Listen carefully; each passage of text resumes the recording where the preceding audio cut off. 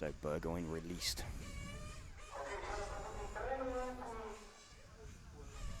So it sounds like they have individual warm-ups as well. So Simon Burgoyne out on track now. Let's run down the main straight, through the infinity curve, through the Shepherd S. Now round into the EFRA turn. Round under race control. Bit of a shortcut across the curbs there. Not timing yet. So we'll hear, what will happen is we'll hear a tone. Then he will know that that's his cue to hammer it for a few laps. It doesn't look like the clock has started on him yet.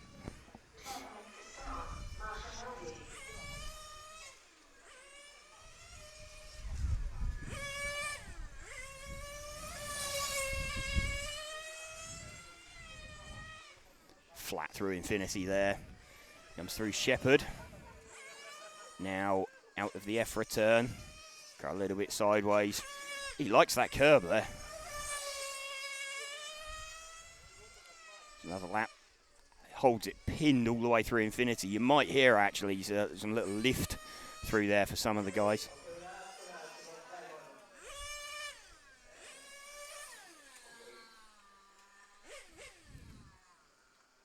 So called back into the pits. Well, we haven't seen any times up here. So he's just been refueled.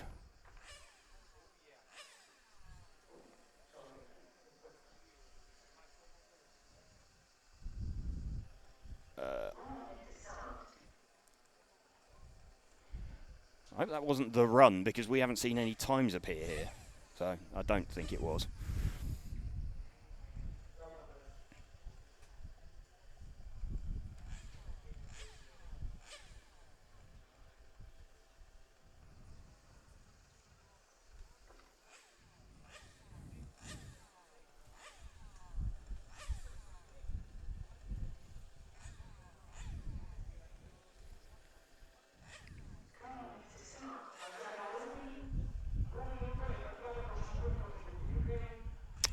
So Simon Burgoyne is showing as being top.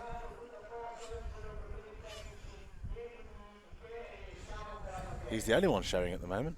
Well, he is the only one showing, but I'm not quite sure what happened there because we haven't seen any lap times from him. This is him going back on now. But here we go. Maybe this was the setup of the computer, potentially. Here we go, just blip the throttle, clear the bottom end of the engine out. Will have oiled up while he was stood or sat there in the pits. Oh, Burgoyne,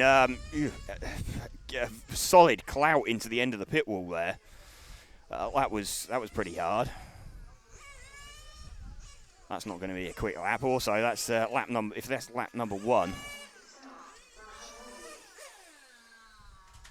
he's back into the pits. I think that's a slightly bent car now for Simon Burgoyne. That was a solid hit. This was something we were talking about on the track walk last night, actually, with Tim Wood and Alex Thurston, that it was relatively easy to do. A little bit too much curb. Nice silence descends over the pits as they have a bit of a poke and a prod. Try and figure out what's gone on with the car. With them being the only people, the only mechanics and drivers running at the moment, they've got a crowd around them as well. Nothing like 100 pairs of eyes watching you trying to fix the car, I guess. No, that's if that was the start of his run. I mean, technically the clock's still running because this is his second lap, and he's got 6 to do. But he's rattled that into the pit wall. If that was the start of his run, he lasted one corner before that one got to him. That sounds like something I'd do, in fairness, if anybody's seen me drive. Yeah. Yeah. Me too.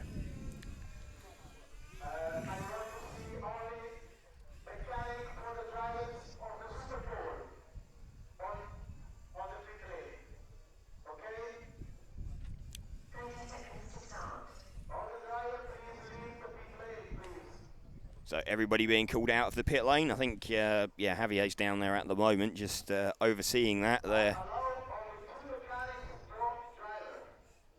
2 mechanics per car. It's understandable. You don't want all those people in there. No, absolutely not. Let's just see if he will make it out. He might have a slightly bent car to deal with. In a sense, there's a little bit less pressure on him as he was the first driver out. He was the driver that started off, or that was going to be qualified 5th anyway, so he's not the one that would expect to make it through to the final. But he's clearly rattled his car pretty hard against the pit wall. I don't know if I just saw a sort of slitted throat gesture, the sort of international symbol for "It's dead, Jim."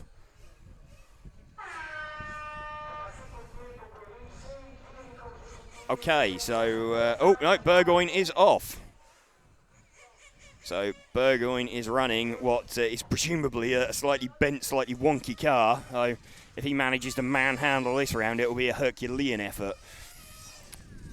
Let's see what he manages. I can hear the body shell touching down on the ground. Let's have a look and see what lap time he manages then first time round. Runs quite wide through Infinity. No, he's just backed right out of it. No, he's just trying to clear his head. Comes out of EFRA. So he stopped in the middle of Shepherd there. So yeah, there we go. He's recorded a lap, 18.226. So he's through Infinity. Here we go, through Shepherd, now out of EFRA. Body shell's touching down. That car's clearly bent and unhappy as he crosses the line. What's he done? A 15.58. Through Shepherd now. What kind of times are we going to have to see for him to... I think we're going to be probably 15 flats, sub maybe a 14.9, 14.8, 14.9 for these guys. I think looking at the times from the Bs, 15.2, you might be looking at something like a 14.8, something like that, potentially. 15.1, building speed, he's getting used to what car he's got underneath him. Maybe then we'll be seeing like a 14.5, 14.6 potentially. Track a little bit cooler than it was earlier. A bit of a breeze has picked up, so that may well help. So that's 5 laps complete, 15.1 dead. This comes out of Shepherd and round EFRA. Crosses the line for the last time. So that's him done. Let's see what lap time. I think 15.1 dead was his best lap time. So he will be coming into the pits. That's his run done. I believe 15.1 was the time that he set to beat. Let's see if that remains on the board.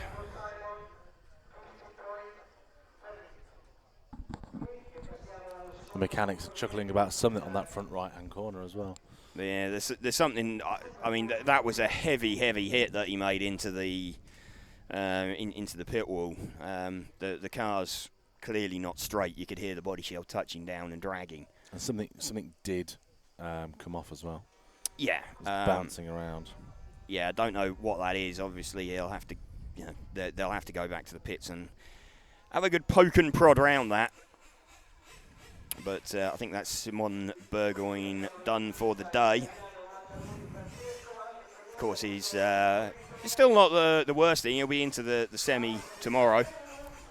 So be starting near the front of one of the semis. Next up then we have Francesco Maddaloni. About to be released. So Maddaloni released. It's very smoky.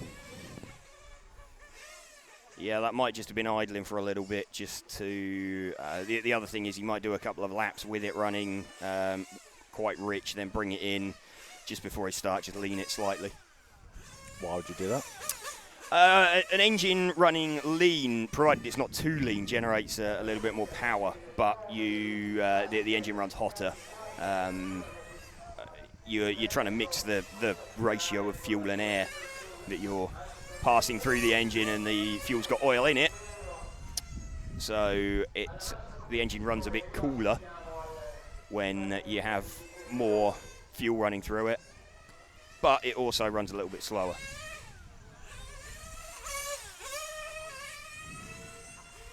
Here the 2-speed gearbox there shifting as well as he came out of the last corner. His run's not started yet. See if we can pick up the note of his engine as he comes firing out through this last corner. Oh, he's coming back in. Little tweak, little adjustment.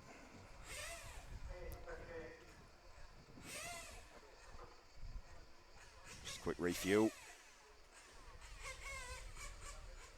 Sent on his way again. See if we can hear that upshift. He comes through Shepherd. Probably pick it up best when it's nearest us. Coming back in again. Another tweak. There we go. That's the... Oh, what are they going for? No, that's not... oh, it's that screwdriver going in. That'll be the low-speed needle that he's adjusting if that's going in from the rear of the car. Low-speed needle's a bit difficult to access on these cars. You sort of have to go in, wend the screwdriver through the rear shock tower. You see them lift the nose of the car up. That's because the fuel pickup's at the rear of the tank. So it's just forcing an extra bit of fuel through whilst the car's been lent forward.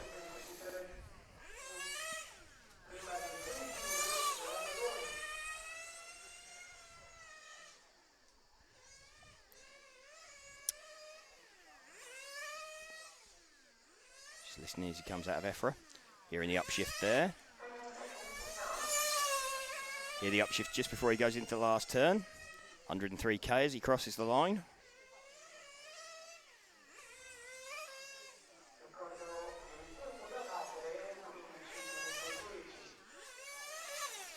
There's the upshift. It's just coming back in. 10 seconds to the start. Little tweak to the high speed that will be.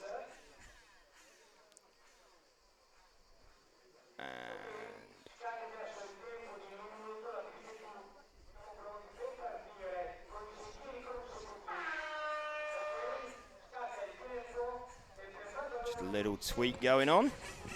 2 mechanics per car, unless... It's just been released. So here we go. His time will start when he crosses the line. So Francesco Maddaloni. Let's watch him as he runs round. Sorry, James, what was that? No, it doesn't matter. Okay. Moment's gone. About to cross the start-finish line. His clock starts down the main straight, then through Infinity Curve. 103k as he crosses the line through the Shepherd S. Out of the EFRA turn. Round to cross the line. Let's see what lap time he records on his opening lap. Opening lap of 14.9. So already Simon Burgoyne can walk away knowing that he hasn't done enough. Francesco Maddaloni has already trumped him. Let's see what Maddaloni does this time round. 14.93. We had 15.08. So 14.93, his best lap so far. Just going to watch now as he comes round. See what he manages. That time round, 15.003. So 14.93 so far. Looking his best. This looks like a decent lap he's stringing together. 15.884. Okay, he's through Infinity. Through Shepherd. Out of EFRA. Across the line, let's see what he's done that time. 15.165, so 14.93 so far. This is his final opportunity to beat it. So a 14.9 so far for Francesco Maddaloni. Let's see what he does here as he crosses the line. Crosses the line, and we don't get to see his final lap time because it shows as he's crossed the line and stopped. Believe his fastest lap was 14.93, just as he comes to a conclusion. He comes in.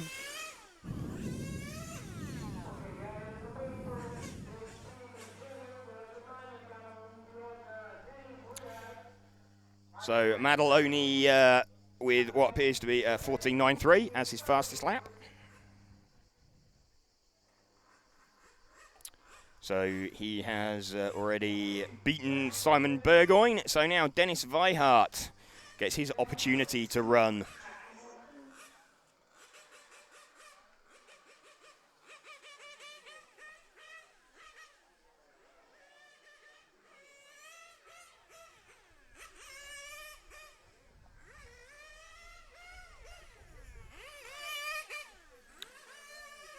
Dennis Weihart then, just doing his warm-up laps. Getting a feel for the car that he's got underneath him. Expectant crowd sat around watching. You can see at the exit of the pit lane. Bunch of drivers there.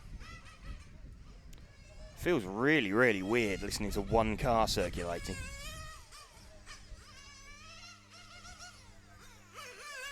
Dennis Weihart then, bit of an over-rotation there.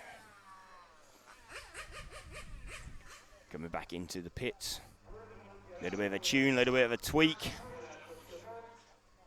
I think if we had an engine being cut, we've got a screwdriver going in.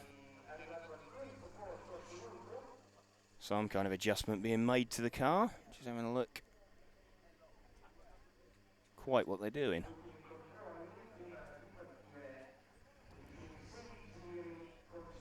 Bit of conversation going on between them over the headsets.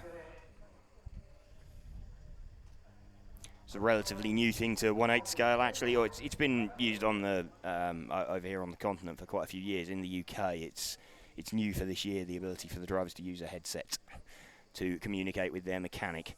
Otherwise, they rely on someone having a loud voice in the pits to be able to shout up to them, which was quite amusing because you tended to get people running out of fuel and think, well, not amusing for them, clearly, when they ran out of fuel.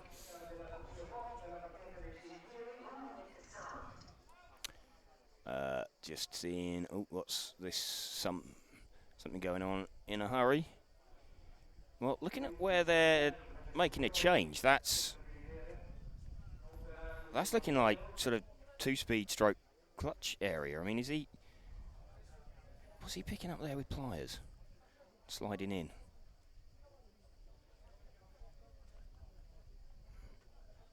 Just struggling to figure out, I mean, knowing the sort of rough layout of the cars, so this is the sort of clutch area, but you couldn't make an adjustment to the clutch with it in situ.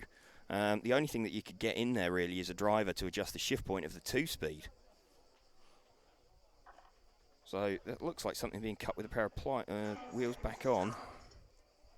So something being done in a hurry. Car being fired up on starter box. Dennis Weihart then may well have to go straight into this. So he's looking to beat the time of 14.93. So he's lost quite a lot of warm-up time. Dennis Weihart, he's being instructed by his mechanic to blip the throttle. He knows he's got to get that open. He's got to go out, and he can't now come back into the pits. He's got 6 laps to do what he can. So let's see what Dennis Weihart can do. Watch his clock starts as he crossed the line. Whoa, that was very, very wide there from Dennis. That won't help him. Car shifting up as he's down the main straight through Infinity. It's not a good lap coming together for Dennis Weihart at the moment. Bit wide on the exit of every turn. So car not pivoting around the middle. That doesn't look like a very good lap. 15.5. So not particularly quick. That's better through Infinity. A little bit tight as he went into Shepherd. That's going to slow him down a little bit as he comes out of EFRA. Car pivots nicely. Struggling a little bit into that hairpin. Let's have a look. That's a better lap. 15.2. 15.2 that time round for Dennis Weihart. 15.27. He's got a 14.93 to beat from Francesco Maddaloni. Let's see what that lap was. That a 15.264. So pressure building on him. He hasn't managed it yet.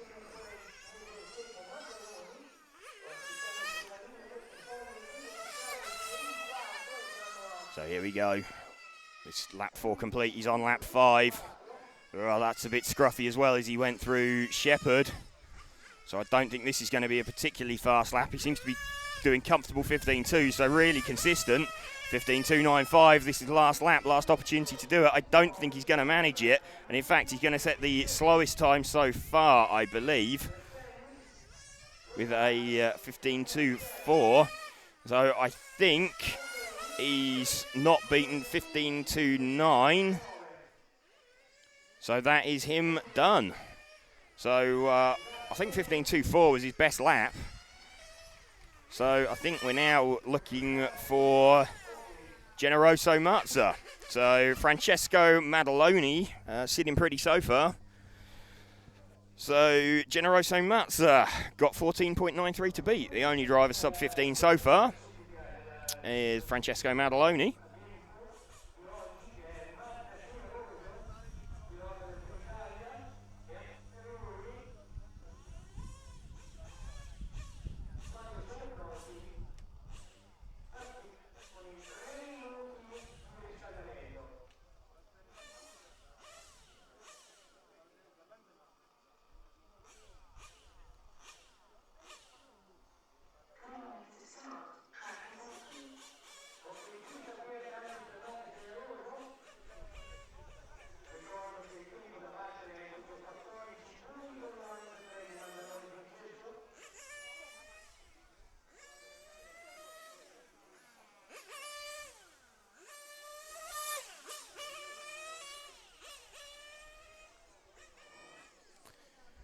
Just warm-up lap then for Generoso Mazza, warm-up laps. Hear the upshift of the car there. And on that short chute, Mazza's car looking pretty settled all day. He's been running in Heat 2, actually, out of 3 for this Euro B's qualifier. So Mazza looking to take the second spot in the main final for the Euro B's. And in fairness, he'd probably deserve it. I mean, he's had 2 round wins along with Michael Kammer. So these two kind of in the class of the field, but that's been over a 5-minute run. What we're dealing with now is a fast individual lap. So it's whether Generoso Mazza can do anything about the time set earlier by Francesco Maddaloni. Welcome to you if you're joining us. We're RC Racing TV. We're here at the casino circuit in southern Italy. We're about 90 minutes south of Rome. I'd like to thank our event sponsors, Infinity and Shepherd, for helping us to be here and bring you this coverage. Also, I'd like to thank EFRA for organising the meeting and inviting us along to join you.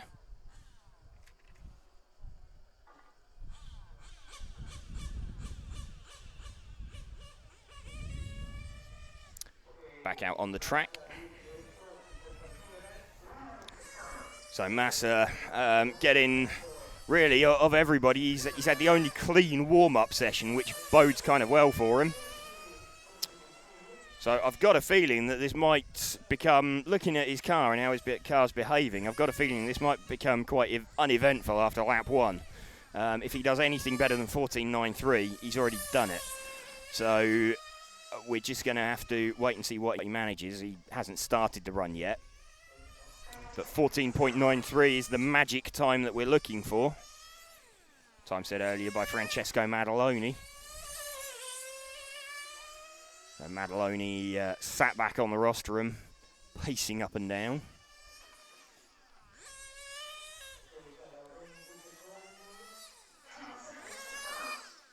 Here we go, 10 seconds to the start. Just coming in for a quick splash and dash refuel.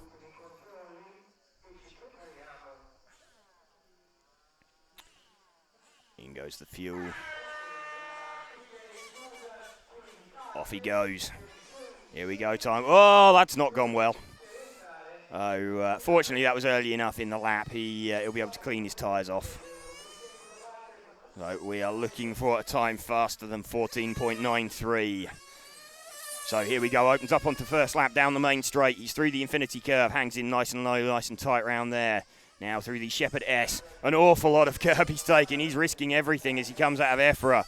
Let's see as he comes around and crosses the line what his opening gambit is.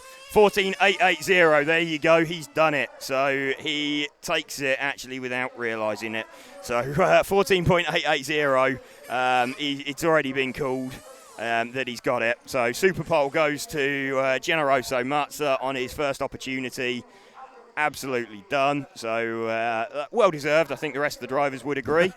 So not even finished his not even finished his run. Not even finished his laps. He did it on lap 1, and we said it might be a bit anticlimactic. It got called 14.88. So 5 one thousandths of a second in the end over Francesco Maddaloni. He could have been more. We don't know. It didn't need to be more. So lap 1, he rolled the dice in Casino,